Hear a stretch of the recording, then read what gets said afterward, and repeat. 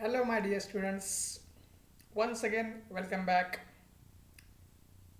Now we are coming towards the last phase of our session and the series we are going through for the last few days. So our series, which where we are discussing about the medieval Indian history, and right from Sher Shah Suri, we discuss all the things. So today we are going to discuss another exciting session.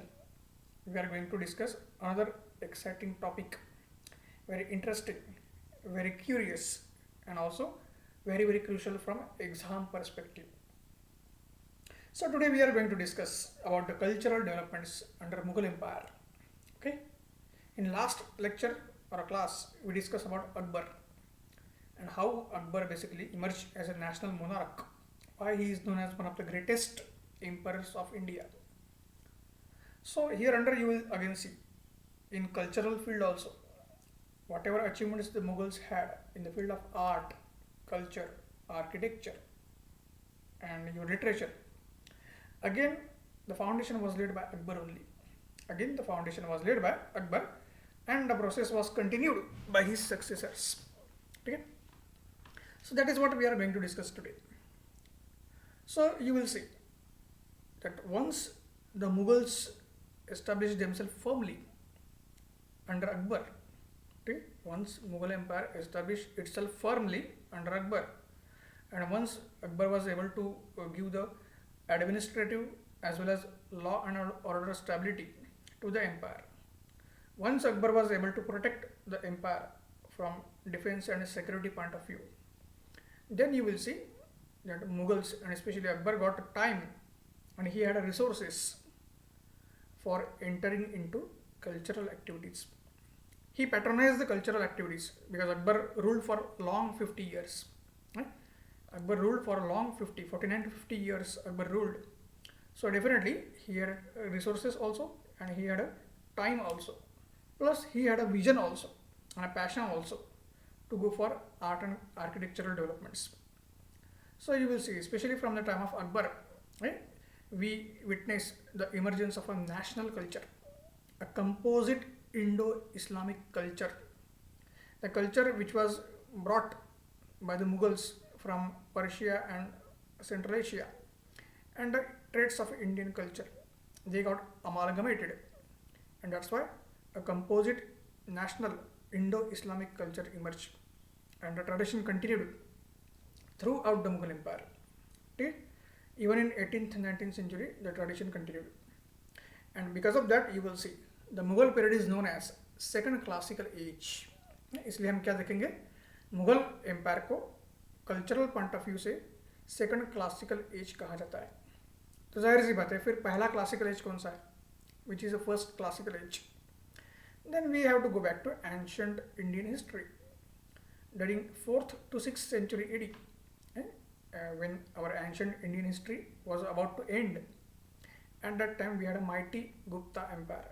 Just like a mighty Mughal empire, we had a mighty Gupta empire.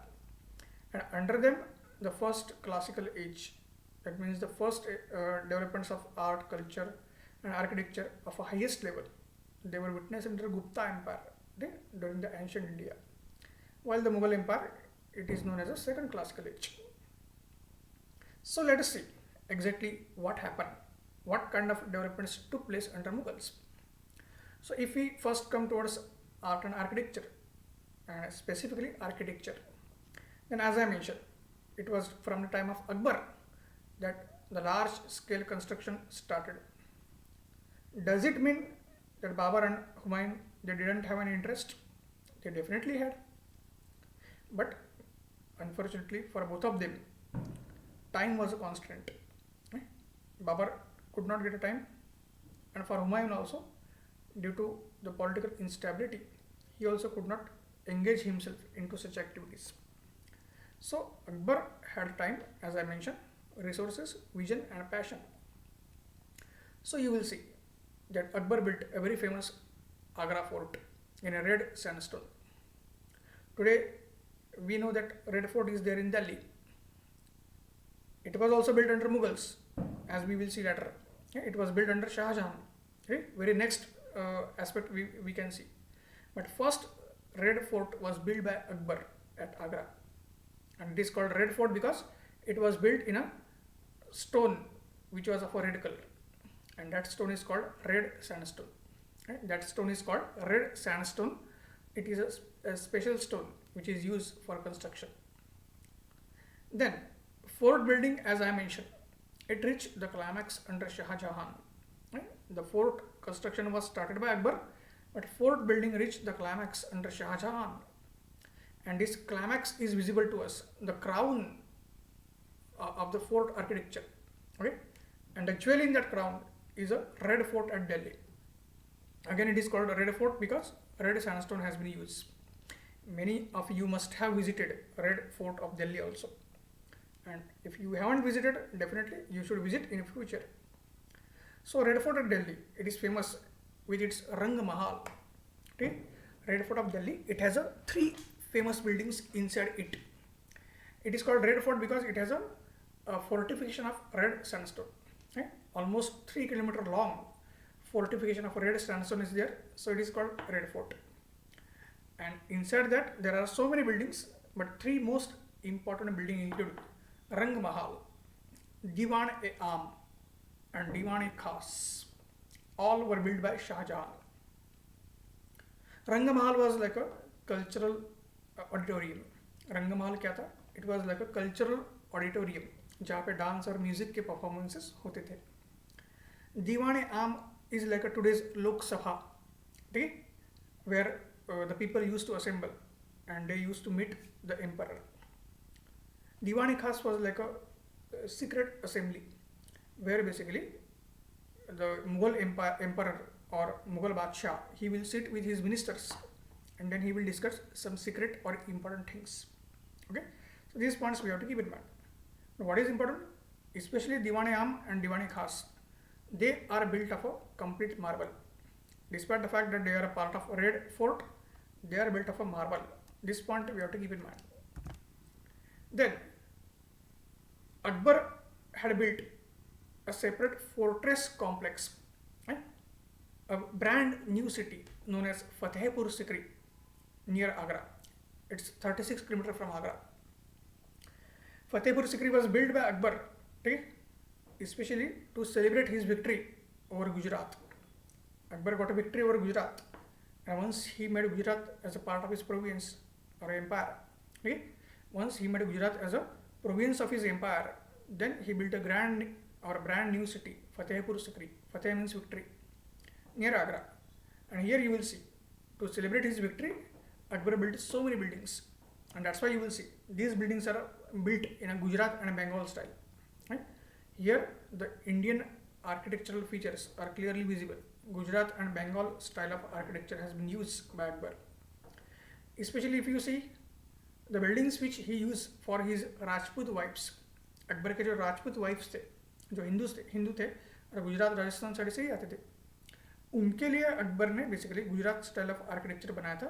तो उनके जो palace वगैरह है वो Gujarat style of architecture में. For example जोधाबाई's palace, हरकाबाई's palace, these palaces are in a Gujarat style. Then the most significant or most magnificent building that we can find in a Fatehpur Sikri is Jama Masjid of Fatehpur Sikri. And even beautiful is a grand gateway, a lofty gateway, known as Buland Darwaza, as far as this Jama Masjid is concerned. So this Buland Darwaza, as I mentioned, which Akbar built to celebrate his victory over Gujarat, you will find it has been built in a Persian technique. It is one of the last buildings of the Akbar to be built in a purely Persian techniques. ये भी point exam perspective से ध्यान में रखिए. बुलंद दरवाजा क्या है कि it is one of the last buildings of the Akbar to be built in a purely Persian style. It is very useful, crucial for examination. Then another building, okay, another building which is famous in Fatehpur Sikri, it is known as Taj Mahal. Okay? Another building which is famous at Fatehpur Sikri is a Taj Mahal. Taj Mahal is like a pyramid shaped building with 5 stories. That's why it is called Taj Mahal. Mahal means palace, Panch means 5. It is a 5-story palace in a pyramid shape, and it is also built in a red sandstone. That point we have to keep in mind. It is also built in red sandstone. Then again under Akbar you will see, as we discussed during the time of Humayun also, a beautiful tomb was built by Akbar for his father. It is Humayun's tomb. Where? At Delhi. We had seen it was built at Delhi. Okay? And in fact it was built on the request of Akbar's stepmother or Humayun's first wife, Haji Begum or Bega Begum. Okay? So that point is very crucial. And what is a major feature or key feature of the Humayun's tomb? Dome of a marble. Humayun tomb has a beautiful dome which is made of fully marble. Okay? And in fact there is not a single dome, there is a double dome. Right? What is the peculiarity of the Humayun tomb? It doesn't have a single dome, it has a two domes, it has a double dome. Right? So it is a double dome technique which was used by the Mughals as far as the Humayun tomb was concerned. Right?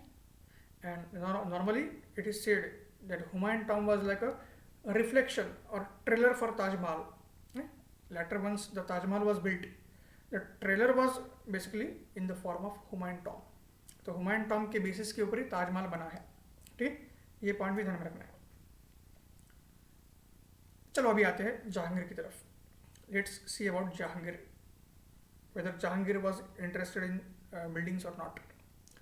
So you will see like Akbar और Shahjahan, Jahangir may not be interested in building the different types of architecture, because as we have seen, Jahangir's focus was in paintings, and Jahangir was much more interested in paintings.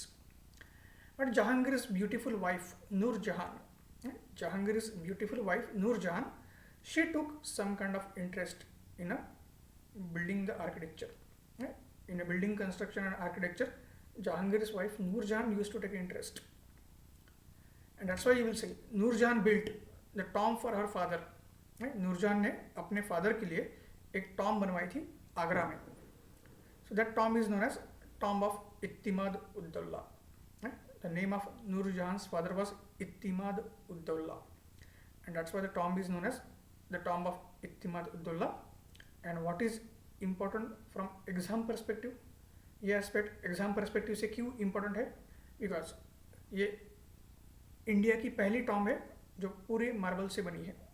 ये India की पहली tomb है जो पूरे marble से बनी है. Not only it is constructed of a fully marble, it is white marble, but inside the tomb, on the walls, you have floral designs. You have the designs of beautiful flowers, and within that flowers, semi-precious stones have been, we can say, fixed. Within that flowers, semi-precious stones have been fixed. So such a type of costly decoration, is called Petra Dura. Such a type of costly decoration is known as Petra Dura. This aspect we have to keep in mind. Then, so as I mentioned, Nur Jahan used to take that interest in the building construction. But does it mean that Jahangir did nothing? Definitely not. At least one building was constructed by Jahangir, and that was the tomb of his father, that is Akbar. Jahangir was the son of Akbar. So Jahangir basically completed the Akbar's tomb at a place called Sikandara near Agra. Agra के पास ही सिकंदरा नाम की जगह है, वहाँ पे अकबर का जो Tom है वो जहांगीर ने कंप्लीट किया था. ठीक, ये पॉइंट ध्यान में रखना है. Then as we can see later on, the very technique of this pietra dura which was introduced by Nur Jahan in that tomb of Itimad Uddaula, it was made more and more popular by Shah Jahan. It was further popularized by whom? Shah Jahan. And especially in Taj Mahal, this Petra Dura was used on a profuse scale. Especially in Taj Mahal, this Petra Dura was used on a very large scale. This point we have to keep in mind. This will also be asked in the examination. And who introduced the technique? Who popularized it?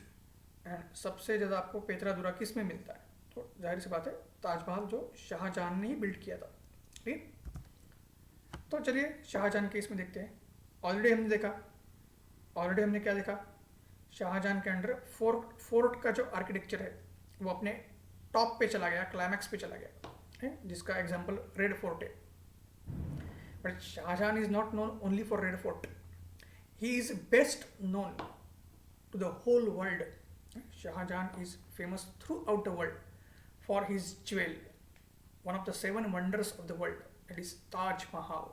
And again, as I am saying repeatedly, many of you must have visited Taj Mahal, and if you haven't visited as yet, definitely in the future you should. So Taj Mahal is definitely like a jewel as far as the architecture and construction is concerned. It is one of the 7 wonders of the world in 1983. Okay, UNESCO World Heritage Site status was granted to Taj Mahal, and it was also declared as one of the 7 wonders of the world, along with the pyramids of Egypt. Okay, this point we have to keep in mind. And if Taj Mahal is jewel, because all features of Mughal architecture you will find in a single building, that is Taj Mahal. Okay?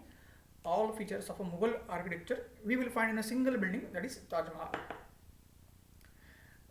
The chief feature or a key feature of the Taj is massive dome, and beautiful marble dome is a key feature, and 4 slender minarets, 4 slender, we can say, pillars on a 4 corners of a building. Okay? Then again we will see after Taj. तो Taj Mahal is like a Tom, Taj Mahal तो Tom है. And Taj Mahal किस लिए बनाया गया था? शाहजहां की जो सबसे प्यारी वाइफ थी, जिनका नाम था मुमताज महल, जिनका नाम था मुमताज महल, वो उनकी अनटाइमली डेथ हुई थी, उनकी बहुत जल्दी डेथ हुई थी. उनकी याद में ये ताजमहल बनाया गया था, और वो प्यार का प्रतीक माना जाता है. It is a symbol of love. Taj Mahal is considered as a symbol of love. But along with we can see fort building, और along with Taj Mahal, mosque building also achieved its highest level under Shah Jahan. Okay? What we have to keep in mind, mosque building also achieved the top level, peak level under Shah Jahan. One of the best example is Moti Masjid at Agra. Okay? Again, just like Taj Mahal, fully built in a marble. Again, just like Taj Mahal, fully built in a white marble. Moti Masjid at Agra is also one of the best examples of Shah Jahan's mosque building. But the crown of mosque building is Jama Masjid at Delhi. The crown of mosque building is Jama Masjid at Delhi. If Moti Masjid at Agra was built in white marble, Jama Masjid in Delhi is built in a red sandstone. Jama Masjid in Delhi, it is built in a red sandstone. Okay? So these are very, very crucial aspects, not only for understanding the history, but also from exam perspective. And here you will see why it is important, because the influence of Mughal architecture and the features of Mughal architecture is also witnessed on the architecture of different provincial kingdoms. So when the Mughal Empire started declining, and when the Sikhs became powerful in Punjab, okay, and when the Sikh kingdom came, you will see that many Sikh buildings, they will also have Mughal architecture. Many Sikh buildings, they will also have the Mughal architecture. And even before Sikh kingdom came, during the time of Mughals, especially Akbar, when the Golden Temple was built, a very famous Golden Temple of Amritsar, it was built during the time of Akbar only. Okay? So at that time only, you will see in a Golden Temple, many features of Mughal architecture are visible. In a Golden Temple also, many features of Mughal architecture are visible. ये point हमें ध्यान में रखना है. Golden temple में भी Mughal features मिलते हैं. तो इतना बढ़िया से मुगल आर्किटेक्चर की ग्लोरी है, और बहुत सारे बिल्डिंग्स हम मुगल आर्किटेक्चर के आज भी देख पाते हैं. तो आइए फिर अभी पेंटिंग आर्किटेक्चर के बाद पेंटिंग और म्यूजिक की तरफ रुख करते हैं. Now we will turn our attention towards painting and music. So let's see क्या है पेंटिंग और म्यूजिक में. So what we will see, that just like architecture, in a painting and music also, Mughals did fabulous job. Okay? So foundation of Mughal painting, as we discussed under Humayun के time में हम discuss कर चुके हैं. Foundation of Mughal painting was laid by Humayun. When Humayun was there in Persia to seek the help of Persian Shah and his army to regain his empire. Humayun basically, he brought with him two painters, two Persian painters, Mir Sayyid Ali and Khwaja Abdus Samad. ये दो painters को लेके Humayun India में आए थे और ये दोनों पेंटर्स अकबर के समय में फेमस हो गए. Akbar establish a paintings department, right, and he basically establish studios for painting as far as the paintings department was concern. वो जो स्टूडियोज अकबर ने बनाए थे उसको तस्वीर खाना कहते थे. वो जो स्टूडियोज अकबर ने बनाए थे उसको तस्वीर खाना कहते थे. और ये जो पूरा पेंटिंग्स डिपार्टमेंट है उसका इंचार्ज जो थे या उसका जो चार्ज दिया गया था वो किसको दिया था? मीर सैयद अली एंड ख्वाजा अबुद समद. अकबर के टाइम में हमें क्या देखना है? Under Akbar miniature paintings became very famous. तो मिनिएचर पेंटिंग क्या होता है? Painting which is done on paper और piece of cloth, it is called miniature painting. ठीक. So miniature paintings became very famous under Akbar. But the climax of Mughal painting was witnessed under Jahangir. अभी थोड़ी देर पहले मैंने बताया जहांगीर को सबसे ज़्यादा इंटरेस्ट पेंटिंग में था. अकबर से भी ज़्यादा बेहतर पेंटिंग्स आपको जहांगीर के अंडर मिलते हैं. So under Jahangir portrait painting and animal painting became like a speciality. Portrait painting and animal painting they also reached their climax under Jahangir. Right from the time of Akbar, we will find influence of European painting. European techniques and their influence was visible in Mughal paintings right since the time of Akbar only. Then you will see the Mughals tried to make their paintings three-dimensional. Mughals tried to introduce 3D effect as far as their paintings were concerned. So these features again they will be asked in the examination. But one feature or one diversity that was missing, one diversity of the painting that was missing under Mughal was oil painting. Oil paintings could not develop unfortunately under Mughals. So this was we can say highlights of the paintings under Mughals. Now let's come to music. Okay, now let's come to music. Let's see what happened in the field of music. Yes, there was all round development, and that's why, as I mentioned, it was a second classical age. So under musical developments, you will see again everything will start from Akbar. So Akbar patronized Tansen, very famous singer known as Mia Tansen. Mia was a title which was given by Akbar to Tansen, and Tansen was a disciple of Haridas of Vrindavan. Vrindavan या Mathura reason जो है जहाँ पे भगवान श्री कृष्ण उनका जन्म हुआ था, वहाँ पे हरिदास नाम के एक गायक थे या सिंगर थे. उनके शिष्य या डिसाइपल तानसेन माने जाते हैं. Tansen is famous for singing the ragas like मियाँ की मल्हार और मेघ मल्हार. ठीक है, मियाँ की तोड़ी, राग दरबारी, राग मियाँ की मल्हार और मेघ मल्हार, राग मियाँ की तोड़ी, राग दरबारी. Such ragas or the tunes in which the songs are sung, right? The tunes in which the songs are sung, these ragas were basically sung by the Tansen. Then during this time you will see Raja Man Singh of Gwalior. He had perfected Drupad style of singing and music. Raja Man Singh of the Gwalior, he had just before the Mughals, he had developed and perfected the Drupad style of singing and music. So this Drupad style was also adopted by Tansen. Even Tansen adopted this Drupad style. This point we have to keep in mind. But if the musical developments reach their climax under Mughals, that was under Muhammad Shah, one of the latter Mughal emperor. During the 18th century, there was one latter Mughal emperor, and we will call every Mughal emperor as a latter Mughal emperor after the death of Aurangzeb. Okay? Up to Aurangzeb, whoever became Mughal emperor, they are called great Mughals because of their overall achievements. But after Aurangzeb, whoever became Mughal emperor, they are called latter Mughals. So there was one latter Mughal emperor of the 18th century. His name was Muhammad Shah. He was very interested in music, dance and cultural activities, and that's why he was called as Rangila, or he had a title Rangila. Okay, so under him the music reached the climax.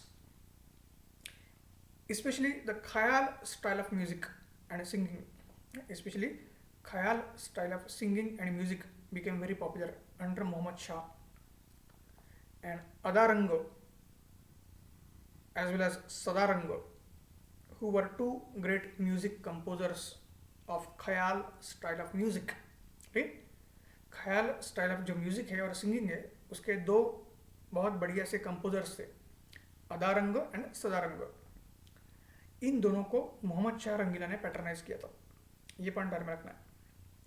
और मोहम्मद शाह रंगीला के under और एक चीज़ interesting देखने को मिली, जो classical हिंदुस्तानी music है या जो हिंदुस्तानी क्लासिकल म्यूजिक है उसके साथ साथ जो इंडिया के अलग अलग पार्ट्स का फोक म्यूजिक है, उसके साथ साथ इंडिया के जो अलग अलग पार्ट्स का फोक म्यूजिक है like tappa and thumri, folk music like tappa and thumri, that also got integrated with a Hindustani classical music under Muhammad Shah Rangila.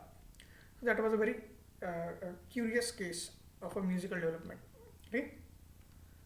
Then finally we will come to the last aspect of cultural development, and that is language and literature. Just like architecture, painting or music, language and literary developments are also very important. So Persian was the official language of the Mughal court. Persian was the official language under Mughals. So obviously so many of the Persian works we can find. So Persian literature, okay, Persian literature was developed properly under Mughals. Especially Akbar had established a translation department. Especially Akbar had established translation department, and Akbar used to translate many important works from Arabic and Sanskrit into Persian language. But that doesn't mean that Mughals were neglecting Sanskrit. Sanskrit was also patronized by the Mughals. Okay? Sanskrit was also patronized by the Mughals. In fact, if the Persian was a court language, Sanskrit was an associate language. If the Persian was a court language, then Sanskrit was associate language. Okay?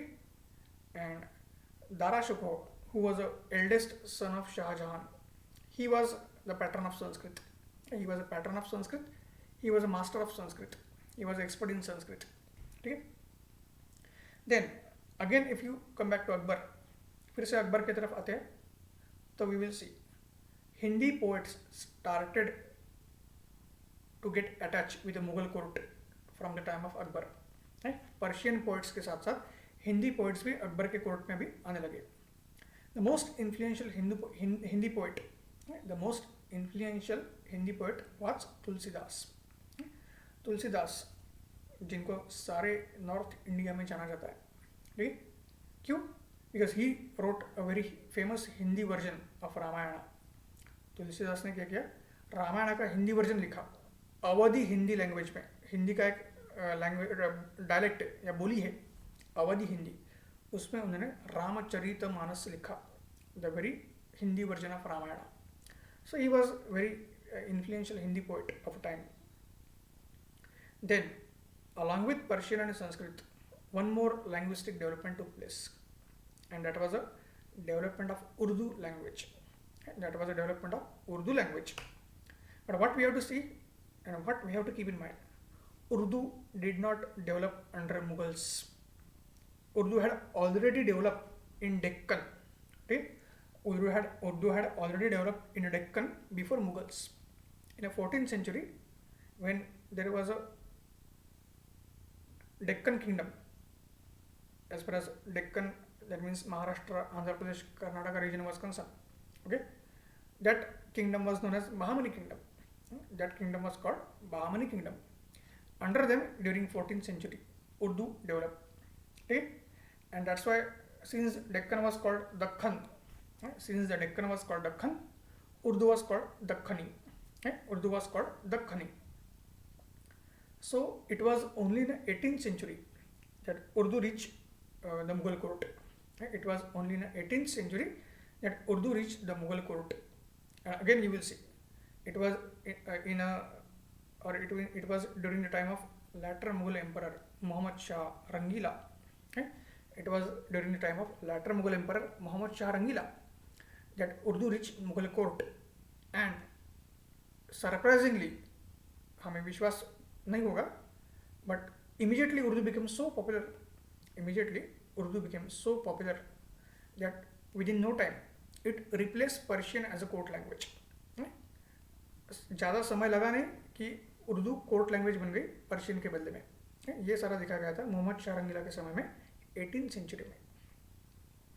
Then again during the time of Akbar, Abul Fazl was a great scholar and historian of a Persian language.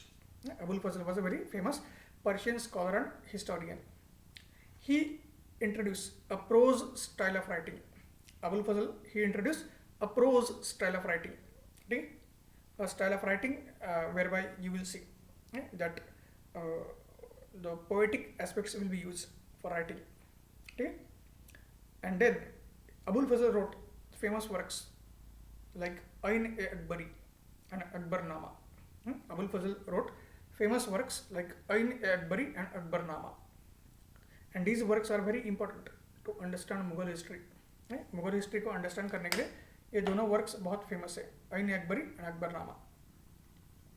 Then Abul Fazl had a twin brother. Abul Fazl had a twin. ठीक, तो उनके जुड़वा जो भाई थे उनका नाम क्या था? अबुल फैजी. उनके जो जुड़वा भाई है उनका नाम क्या है? अबुल फैजी. सो अबुल फैजी, जैसे मैंने बताया कि अकबर ने ट्रांसलेशन डिपार्टमेंट एस्टेब्लिश किया था. उस ट्रांसलेशन डिपार्टमेंट के इंचार्ज अबुल फैजी थे, अबुल फजल के जुड़वा भाई. So under Abul Faizi's supervision, Mahabharata was translated into Persian language. Mahabharata was translated into Persian language. This point we have to keep in mind. And finally, one more literary highlight you can see. As I mentioned earlier, Dara Shukho, who was a master of Sanskrit and who patronized Sanskrit. So, being an expert in Sanskrit, Dara Shukho translated Bhagavad Gita and Upanishads, which are Hindu spiritual or a sacred text, and they are written in Sanskrit language. They are composed in Sanskrit language. But being a master of Sanskrit, being an expert in Sanskrit, Dara Shukho translated Bhagavad Gita and Upanishad into Persian. ठीक है, दारा शुको ने भगवद गीता और उपनिषद जो Hindu sacred text है संस्कृत में लिखे हुए, उसको पर्शियन लैंग्वेज में आपका ट्रांसलेट किया था. So in that fashion you will see multifarious, holistic and all-round cultural developments in the field of art, architecture, literature, painting, music and language took place under the Mughals. And that's why the Mughal period is known as glorious period of art and culture, a second classical age. So, my dear students, we have come to the end of the current series with regards to medieval India. I am sure, just like the first series about Delhi Sultanate, you must have thoroughly enjoyed this series also with regards to Sher Shah Suri and the Mughal Empire, and your understanding of the history must have been enhanced not only from the exam perspective but overall also as a part of our life process. So today I would like to take the leave of all of you due to time constraint, but again I will also like to engage with all of you once again with a new session, with a different session and with a different theme of Indian history. Okay, till then basically you should ingrain this history in your mind permanently, and not only you should score the marks in the examination, but also you should have to take the leaf out of the history to basically solve many problems which we are facing today. So on this note I am taking your leave. So goodbye all of you, and enjoy your studies, continue your studies, have a good success, great success. Again we will meet very soon. Thank you very much.